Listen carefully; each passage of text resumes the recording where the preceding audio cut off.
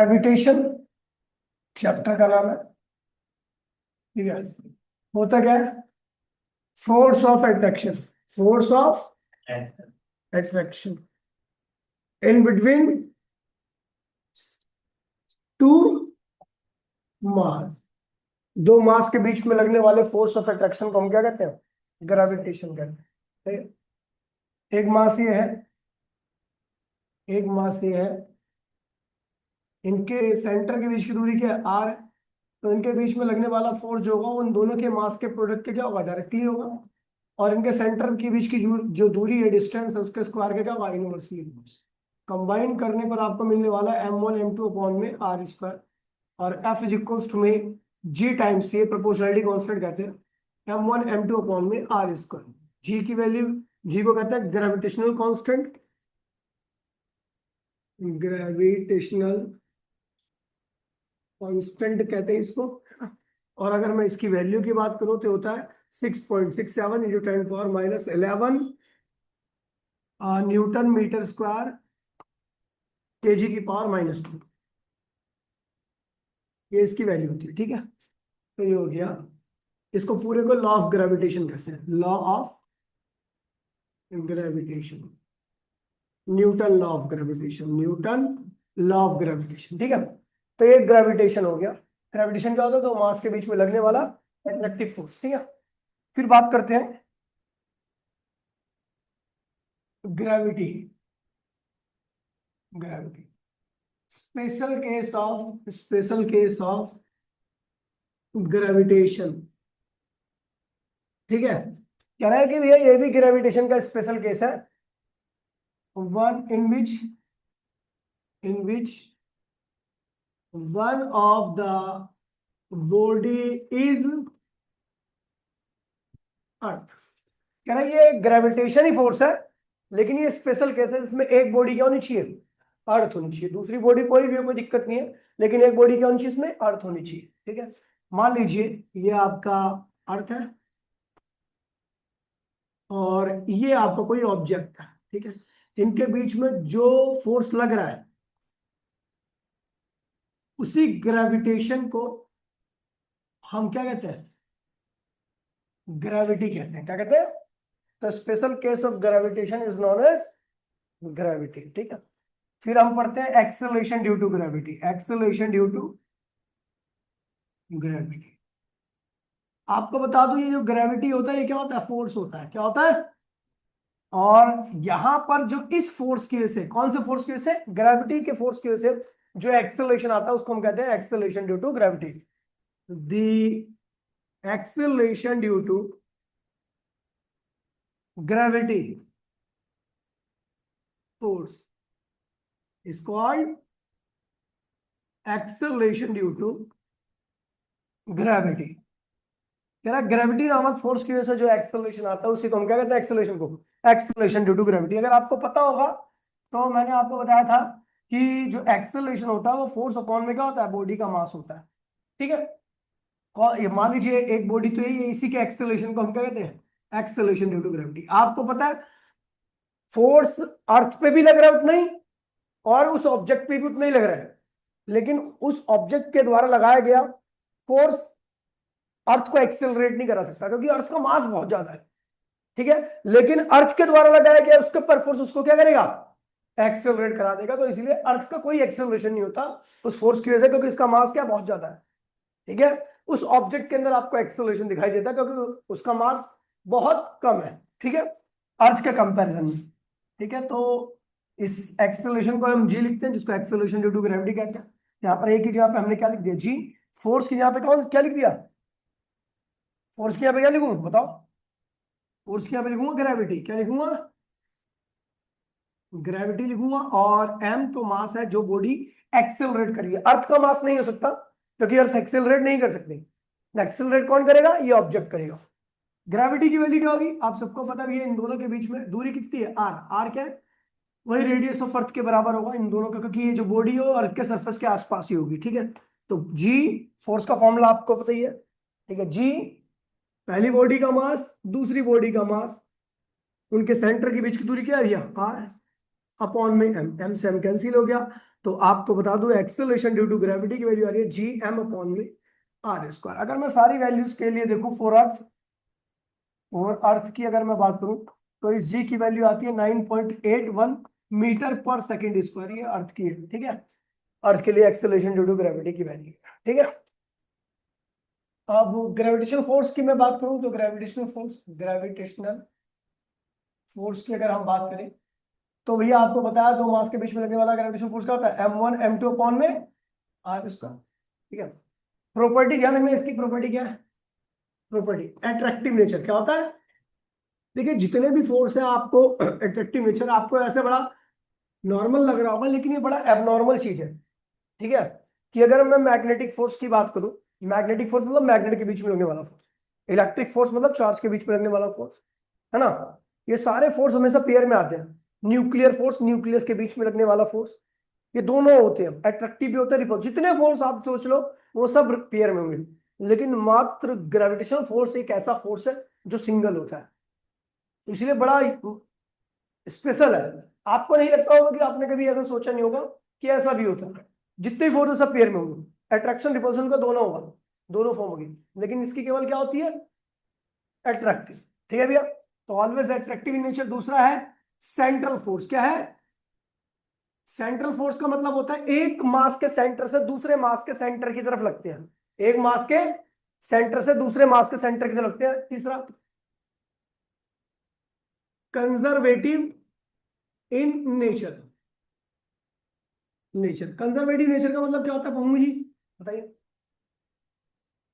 Conservative nature का मतलब होता है ऐसा फोर्स जिसके द्वारा कराया गया वर्क डन पाथ पे डिपेंड नहीं करता। आप ए से बी पे जाओ, किसी भी रास्ते से जाओ, वर्क की वैल्यू क्या होगी, सेम होगी, पहली बात ये। दूसरा, अगर कोई फोर्स कंजर्वेटिव में बोल दूं तो अगर आप ए से बी पे जा रहे हो और बी से ए पे वापसी आ रहे हो, कुल वर्क की वैल्यू क्या होगी, जीरो, क्या होगी, ठीक है भैया। तो ये दो बेसिक प्रॉपर्टी है जो आपको ध्यान रखनी है कि अगर ए और बी दो पॉइंट है और आप कंजर्वेटिव फोर्स का इस्तेमाल कर रहे हो और ए से बी पे किसी भी रास्ते से जाओ, ए से बी पे ही जा रहे हो बस आप, ठीक है, तो रास्ता कोई सा भी इख्तियार करो भैया, वर्क की वैल्यू क्या नहीं है, सेम आने वाले, provided that the force is conservative. और जितने फोर्स है लगभग सारे कंजर्वेटिव होते हैं, बस कुछ फोर्सेस को छोड़ करके। कोई बताएगा कौन से फोर्स है वो, हेलो हेलो, ठीक है। ये इसकी प्रॉपर्टी है जो आपको ध्यान रखनी है, ठीक है। अब इसके बारे में बात करते हैं, वेक्टर फॉर्म क्या होती है इसकी, वेक्टर फॉर्म, ये भी कई बार आ जाता है वेक्टर फॉर्म, लेकिन ये आपको बता दूं ये ज्यादा इंपॉर्टेंट टॉपिक नहीं है। ज्यादा इंपॉर्टेंट टॉपिक वही होंगे जो मैं आपको बताऊंगा सामने से, ठीक है। तो ये ज्यादा इंपॉर्टेंट टॉपिक नहीं है। वेक्टर फॉर्म अगर मैं बात करूं तो ये m1 मास है और ये क्या है, m2 मास है। इनके सेंटर के बीच की दूरी क्या है, r है, ठीक है। तो अगर मैं देखूं तो ये वाले मास को ये वाला मास अपनी तरफ खींच रहा था, force on first due to second, ऐसे ही ये वाला मास इस वाले मास को अपनी तरफ खींच रहा होगा ऐसा, force on second due to first. तो F12 क्या है, अगर मैं इसको पढ़ूं तो force on M1 due to M2, और F21 क्या है, force on 2 due to M2, M2 due to M1।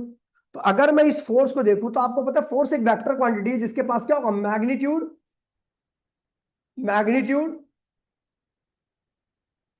और एक चीज और होती है डायरेक्शन।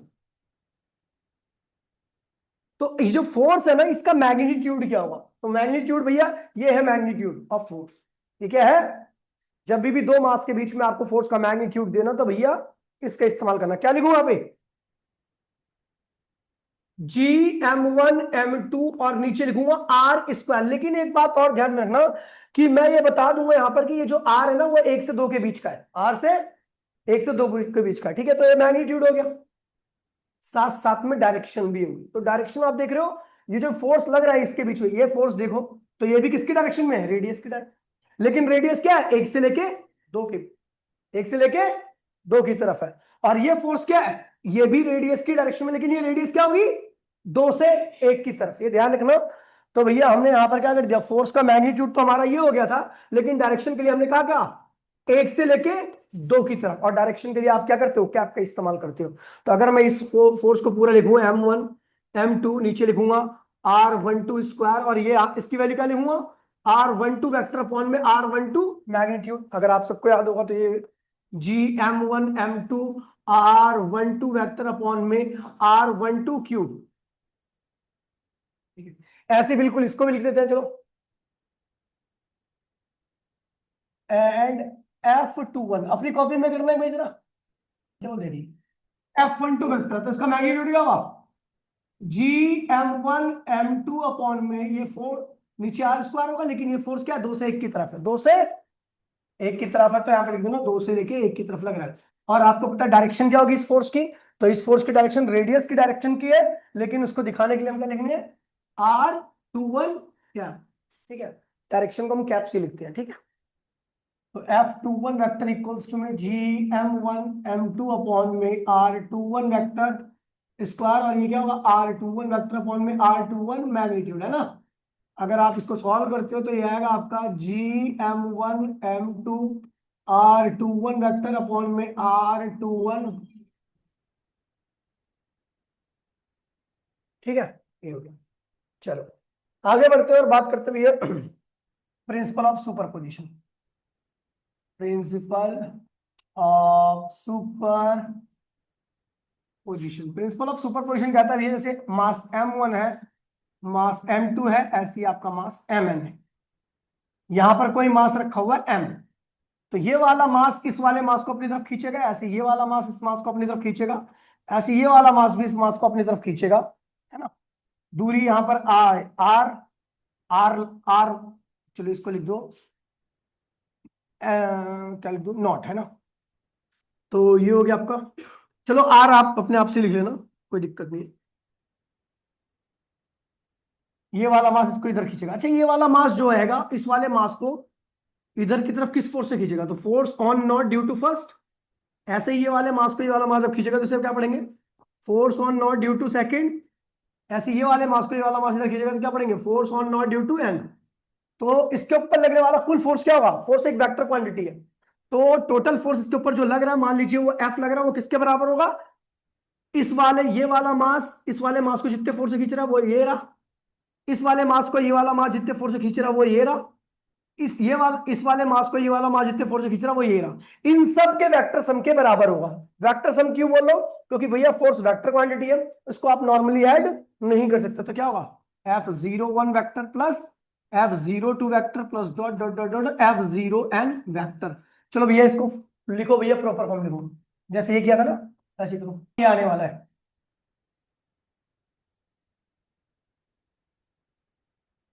इसको अगर आप देखोगे एफ वेक्टर इक्वल्स टू में यानी total force at M naught equals to GM0 M1 upon में आर स्क्वायर होगा, लेकिन ये फोर्स 0 से 1 की तरफ लग रहा है, क्या लिख रहा है, तो यहाँ पे 0 से 1, और डायरेक्शन भी क्या लोगे, आर की ही डायरेक्शन लोगे, लेकिन आप बता लिख दोगे यहाँ पे 0 से 1 की तरफ लग रहा है फोर्स, ठीक है।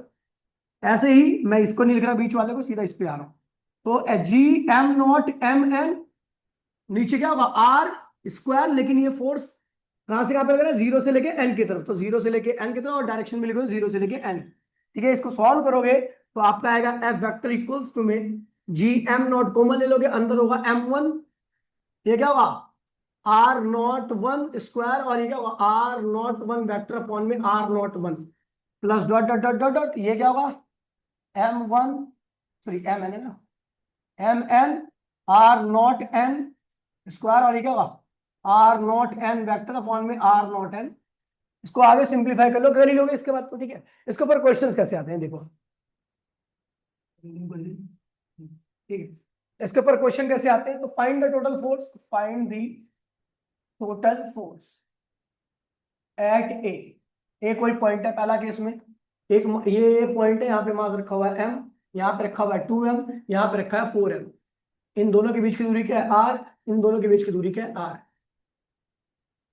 R बाय में 2, ठीक है। तो कह रहा है इस ए पॉइंट पर है, ए पॉइंट पर कितना फोर्स लग रहा है, तो मुझे पता है, चलो मैं ये अगर ए है तो इसको बी ले लेते हैं, इसको सी ले लेते हैं। ए पे कुल फोर्स कितना लग रहा है, ए किस पे क्या लगा रहा है इससे मतलब नहीं है, ए पे कितना फोर्स लग रहा है इससे मतलब है, ठीक है। तो अगर मैं देखूं तो 2M जो होगा वो इस m को अपनी तरफ खींचेगा, तो क्या पढ़ेंगे, force on A due to B, है ना। ऐसे ही है जो सी वाला चार्ज है जिसकी वैल्यू क्या 4m है, ये वाला चार्ज भी सॉरी चार्ज से मास जो है वो इस वाले मास को अपनी तरफ खींचेगा, तो क्या पढ़ेंगे, force on A due to C. तो हम देख रहे हैं कि यहां पर अच्छा कौन सा फोर्स ज्यादा होगा, कौन सा, एफ ए सी ज्यादा होगा या एफ ए बी ज्यादा होगा। आपको बता दूं फोर्स वहीं पर ज्यादा होता है जहां पर मास का प्रोडक्ट क्या आता है, ज्यादा आता है और डिस्टेंस कम होता है। यहां पे मास का प्रोडक्ट क्या आ रहा है 4m² और दूरी कितनी है, और यहां पे मास का प्रोडक्ट कितना आ रहा है 2m², और दूरी कितनी है, मतलब प्रोडक्ट भी कम है दूरी भी क्या है ज्यादा। तो यहां पे आपको बता दूं ये फोर्स क्या होगा, तो here F A C is greater than F A B, लेकिन ये दोनों क्या है अपोजिट है, अपोजिट है तो क्या होंगे, total force at A equals to में क्या होगा, क्या होगा भैया एफ ए सी माइनस, या फिर मैग्नीट्यूड ही निकाल दो कोई दिक्कत नहीं है, force at A equals to में F A C minus F A B. F A C की वैल्यू क्या होगी बताइए, तो जी पहला मास क्या है भैया, ए सी इन दोनों के बीच का फोर्स है 4m, m दूरी कितनी है r बाय में 2 का होल स्क्वायर, और एफ ए बी इन दोनों के बीच का फोर्स है, तो क्या होगा जी 2m m, और दूरी कितनी है, तो भैया ये हो जाएगा 4gm² r², और ये क्या होगा 2 और मल्टीप्लाई होगा है ना माइनस, और ये हो जाएगा आपका 2gm² अपॉन में r²।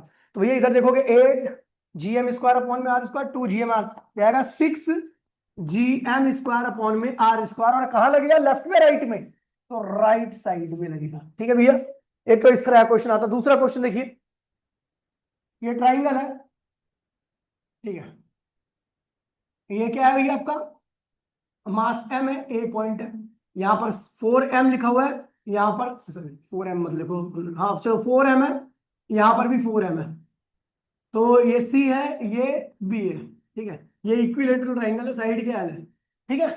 तो ये एंगल कितना होगा 60 डिग्री का। कह रहा है ए पे कुल फोर्स निकालो, तो आपको पता है सी वाला चार्ज ए वाले चार्ज को अपनी तरफ खींचेगा, तो force on A due to C. ऐसे ही बी वाला चार्ज ए वाले चार्ज को भी खींचेगा, तो force on A due to B. अच्छा इस फोर्स की वैल्यू क्या होगी, तो इन दोनों के बीच की वैल्यू क्या होगी फोर्स की, तो जी एक मास क्या है 4m, दूसरा मास क्या है m, तो क्या होगा 4m, और दूरी कितनी है, ऐसे ही क्या होगा एक मास m एक 4m, तो क्या होगा जी 4m² अपॉन में l²। मैं देखा ये दोनों फोर्स अगर सेम डायरेक्शन में होते तो सीधा मैं ऐड कर देता, यहां पर दोनों फोर्स क्या है डिफरेंट डायरेक्शन में, एंगल दे रखा है बीच का, टोटल फोर्स कैसे निकलेगा, तो total force at A equals to में क्या होगा F A C square plus F A B square plus 2 F A C F A B cos 60 degree, cos 60 होता 1/2, तो ये और ये क्या होगा कैंसिल हो गया, कॉस 60 1/2 होता है 2 से कैंसिल हो गया, तो ये हो जाएगा आपका एफ ए सी की वैल्यू क्या रखी हुई है, सबको पता ही है एफ ए सी ये रहा 4gm² अपॉन में l² का whole square, 4gm² m² upon में l का होल स्क्वायर, प्लस इसकी ये दोनों सेम है, तो ये क्या होगा 4gm² अपॉन में l² का होल स्क्वायर। तो इसे सॉल्व करोगे तो ये 3 बार आएगा, तो ये क्या होगा √3 टाइम्स ऑफ 4gm² अपॉन में l², ये क्या है फाइनल आंसर है। ठीक है, एक ये क्वेश्चन आता है, एक और आता क्वेश्चन कि फाइंड द वैल्यू ऑफ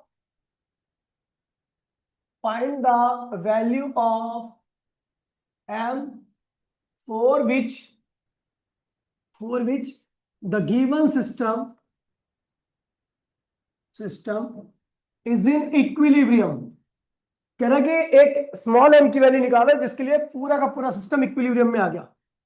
ये कैपिटल m है, ये 4 कैपिटल M है, यहां पर एक मास ऐसा रखिए, देखिए ये वाला मास को ये वाला मास इधर खींचेगा, और ये वाला मास इस वाले मास को इधर खींचेगा। ठीक है, तो नहीं यार इस पे तो क्वेश्चन बन ही नहीं पाएगा, क्योंकि ये तो अट्रैक्टिव होगा, ये अनस्टेबल ही रहेगा पूरा सिस्टम। ये चार्ज में बनता है, तो मैंने कहा चार्ज में प्लस माइनस दोनों होते हैं ना, अट्रैक्शन और रिपल्सन दोनों होता है, तो वहां पर ये क्वेश्चन बन सकता है। जहां पे अट्रैक्टिव और रिपल्सिव फोर्स दोनों होते हैं वहां पर इस टाइप के क्वेश्चन बनते हैं। यहाँ पर केवल अट्रैक्टिव फोर्स है, एक ही नहीं सकता, यहाँ पे नहीं बन पाएगा क्वेश्चन, आपको पता लग जाएगा आगे क्यों नहीं बन पाएगा। आगे बढ़ते हैं, ठीक। अब आते भैया हम बात कर रहे हैं एक्सेलरेशन ड्यू टू ग्रेविटी की, जो हमने पहले पढ़ लिया था, एक्सेलरेशन ड्यू टू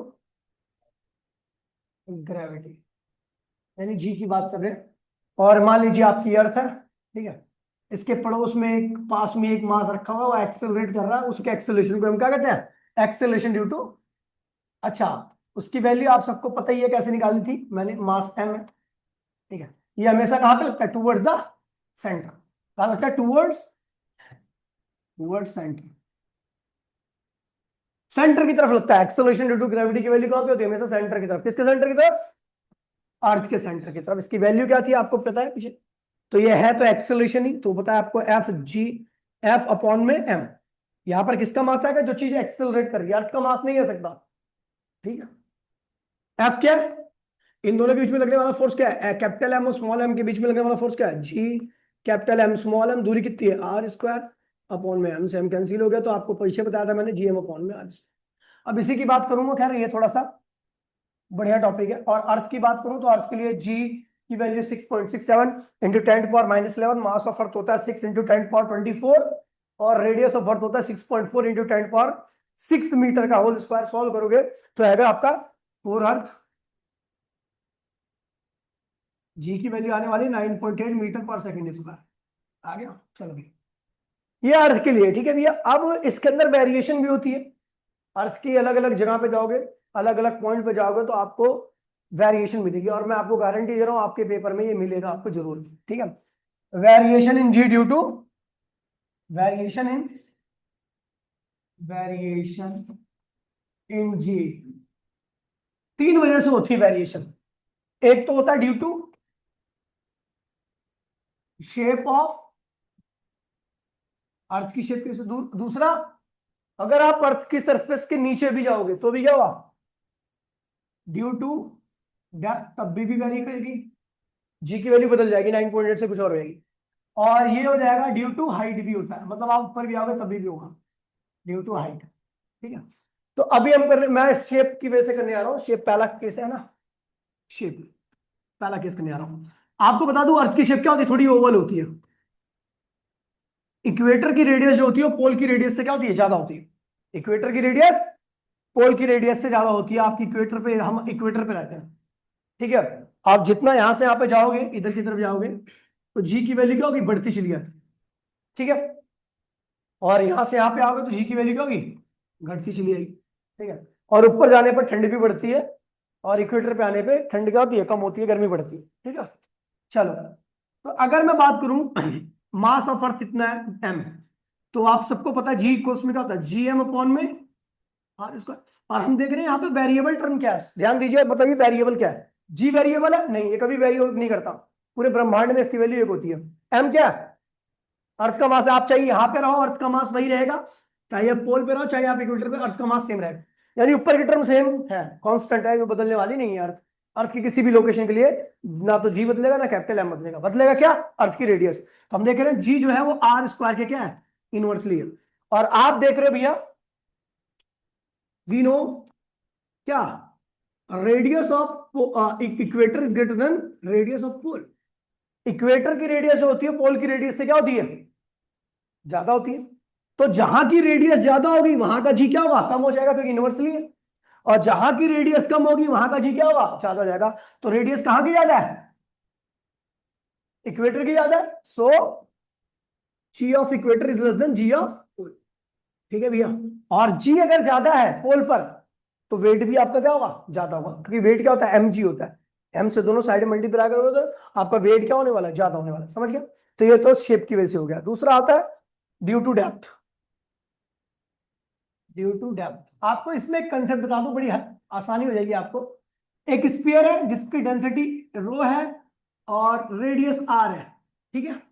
तो इसका मास जो होगा, इसका मास, मास तो वॉल्यूम इनटू में डेंसिटी क्या होता है। अगर मैं इसके वॉल्यूम की बात करूं तो स्फीयर है, स्फीयर का वॉल्यूम होता है 4/3 पाई आर क्यों, और डेंसिटी क्या होता है रो। ये मास आप इस तरीके से निकाल सकते हो किसी भी बॉडी का जिसकी रेडियस पता है। तो मैं डेप्थ पे जाने, और ये मैं आपको बता रहा हूँ इसके आने की संभावना 99.9% है एग्जाम में आने की, क्योंकि सबसे इंपॉर्टेंट टॉपिक है, ठीक है। तो हो सकता है आपको एग्जाम में मिल जाएगी। ठीक है, मतलब variation in ji due to, अब जितने टॉपिक पढ़ा है ना सबसे ज्यादा अब तक का इंपोर्टेंट टॉपिक है गैरेनो। अगर आप सरफेस ऑफ अर्थ पे देखिए, अर्थ की डेंसिटी क्या रो है, रेडियस क्या है आर है, ठीक है, और अगर आप यहां पे खड़े हो तो जी क्या होगा सरफेस पे, ठीक है, जी मास ऑफ अर्थ अपॉन में रेडियस। अब मास क्या होता है आप सबको पता है, क्या होता है g volume density r square, g volume क्या होगा 4/3 पाई r क्यू, और डेंसिटी रो अपॉन में आर स्क्वायर, ये कैंसिल हो गया। तो भैया आप देखोगे सरफेस पे जो जी आता है 4/3 कैपिटल जी पाई रो और आर क्यू आर। अच्छा इसमें एक क्वेश्चन और पूछा जाता है, इसमें यह भी पूछा जाता है show that the value of acceleration due to gravity is directly proportional to density of planet. कह रहा है जो एक्सेलरेशन ड्यू टू ग्रेविटी है ना वो प्लैनेट की डेंसिटी के डायरेक्टली होता है, मतलब अर्थ जैसा ही कोई दूसरा प्लैनेट हो बिल्कुल सेम आइडेंटिकल हो लेकिन उसकी डेंसिटी ज्यादा हो, तो वहां पर आपको जी की वैल्यू क्या मिलने वाली है, ज्यादा मिलने वाली। प्रूफ करो, तो हमने प्रूफ तो कर दिया क्योंकि अर्थ जैसा ही है बिल्कुल एकदम डिट्टो। तो 4/3 कांस्टेंट, कैपिटल जी भी क्या है पाई भी क्या है, और अर्थ के जितना ही है तो रेडियस भी क्या होगी, क्या चेंज होगा बस, तो जी डायरेक्टली मिल क्या होगा भैया डेंसिटी आ गया। ठीक है, यहां से ये भी प्रूफ हो गया, लेकिन हमें यही प्रूफ नहीं करना, हमें आगे आना है। अब मैं क्या करूं, ठीक है, as we go as we go inside the earth up to d depth, हम अर्थ के अंदर जा रहे हैं कितनी डेप्थ तक, तो जो नया स्फीयर बनेगा आपका उसकी रेडियस क्या होगी r-d हो जाएगी। पहले रेडियस क्या थी r थी, और अगर आप d डेप्थ चले गए तो जो नया छोटा स्फीयर बनेगा, क्योंकि आप जितनी गहराई पे आओगे स्फीयर उतना क्या होगा छोटा चलेगा। सोचो ना, देखो आप यहां पे तो स्फीयर इतना था, आप डी डेप्थ पे आ गए तो आप जो स्फीयर बनेगा इतना बड़ा बनेगा, और आप गहराई पे आओगे तो नया स्फीयर क्या होगा और छोटा बन जाएगा। तो आप कितनी गहराई पे आ रहे हो डी डेप्थ पे आ रहे हो, तो पहले स्फीयर की बड़े वाले स्फीयर की रेडियस क्या थी आर, अभी डी डेप्थ नीचे चले आओगे तो क्या होगा, तो ये हो गया नया स्फीयर जिसकी रेडियस क्या है। तो यहां पर हमने मान लिया जी एट डी क्या होगा, मैंने डेंसिटी वही रहेगी क्योंकि भैया अर्थ का ही पार्ट है, ठीक है, रेडियस होगी r-d, तो क्या होगा G mass of smaller sphere और रेडियस ऑफ स्मॉलर स्फीयर का square, G mass of smaller sphere क्या होगा 4/3 पाई, रेडियस क्या है r-d का होल क्यूब, डेंसिटी वही है, और नीचे रेडियस ऑफ स्मॉलर स्फीयर क्या है r-d का होल स्क्वायर। ये और ये टर्म क्या होगा कैंसिल हो गया, तो आएगा जी 4/3 पाई r-d है ना इनटू में रो, और ये क्या होगा कैपिटल जी होगी second equation, on dividing second by first, ये सेकंड है ऊपर वाली क्या दी हुई है फर्स्ट थी, ठीक है, डिवाइड कीजिए तो आएगा आपका acceleration due to gravity at the surface excel sorry depth, और acceleration due to gravity at the surface, divide कीजिए तो ये क्या होगा 4/3 पाई कैपिटल जी रो r-d, और ये क्या होगा 4/3 pi capital G row are, ये और ये पूरी टर्म क्या होगी कैंसिल हो गई, आर अपॉन में आर क्या होता है 1, ये माइनस डी अपॉन में आर हो गया, तो जी डी क्या हो गया 1 - डी अपॉन में आर इंटू में जी, ये होगी डेप्थ पे एक्सेलरेशन ड्यू टू ग्रेविटी की वैल्यू। एग्जांपल दे रहा हूं मैं, अगर डेप्थ इक्वल्स टू में 6400 किलोमीटर चले जाओ, कहां चले जाओ सरफेस से अर्थ के 6400 किलोमीटर चले जाओ तो क्या होगा, तो भैया जी डी इक्वल्स टू में क्या होगा 1 माइनस डेप्थ कितनी आ रही है 6400 किलोमीटर, अर्थ की खुद की रेडियस कितनी है 6400 इंटू में जी, तो ये 1 हो गया, 1 - 1 क्या हो गया, तो वहां पर आपको क्या मिलेगी जीरो ग्रेविटी मिलने वाली है एक्सेलरेशन ड्यू टू ग्रेविटी की। कुछ भी डेप्थ दे रखी हो आप इस वाले फॉर्मूले लगाओ आपको पता लग जाएगा। अच्छा परसेंटेज चेंज, तो भैया परसेंटेज चेंज का फॉर्मूला होता है परसेंटेज चेंज, ये होता है डी अपॉन में आर, मैंने ड्राइव करा रखा था इसमें ध्यान रखना। अगर मान लो एक 6400 किलोमीटर नीचे चले गए तो कितनी जी में चेंज आएगा, तो 100% 100% चेंज आ जाएगा। कैसे, ऊपर भी 6400 नीचे भी, तो 1/, सेम डिवाइड हो गया तो 100% का चेंज आ गया। अगर आप 64 किलोमीटर नीचे ले आओ तो 1% का, समझ गए। तो ये मैंने आपको पहले करा रखा था, इस चीज को ध्यान रखना, बहुत इंपॉर्टेंट टॉपिक है, ठीक है। अब हाइट आ रहे हैं, due to height. Due to height ये कि थोड़ा आसान है, लेकिन इसमें एजम्पशन है थोड़ी सी। आप अर्थ की सरफेस पे थे, रेडियस आर है, मास एम है, यहां पर क्या होगा, जी मास क्या होगा, रेडियस स्क्वायर। अच्छा आप एच हाइट पर चले गए, ये आर था और हाइट कितनी अपने अटेंड कर ली, एच। यहां पर क्या होगा, जी मास तो वही रहेगा अर्थ का, मास तो चेंज होने वाला नहीं है। पहले मास चेंज हो रहा था इसलिए हमने वॉल्यूम इनटू में डेंसिटी के टर्म में लिखा था, ये ध्यान रखना। यहां पर मास नहीं चेंज होने वाला, तो इसलिए मास को मास ही लिख रहे हैं, वॉल्यूम इनटू में डेंसिटी नहीं लिख रहे। अपॉन में रेडियस क्या होगी इस बार ही, तो दूरी देख लो सेंटर से कितनी होगी, आर प्लस एच का होल स्क्वायर। ठीक है भैया, ये फर्स्ट इक्वेशन है, और ये क्या है, सेकंड इक्वेशन है, डिवाइडिंग सेकंड बाय फर्स्ट।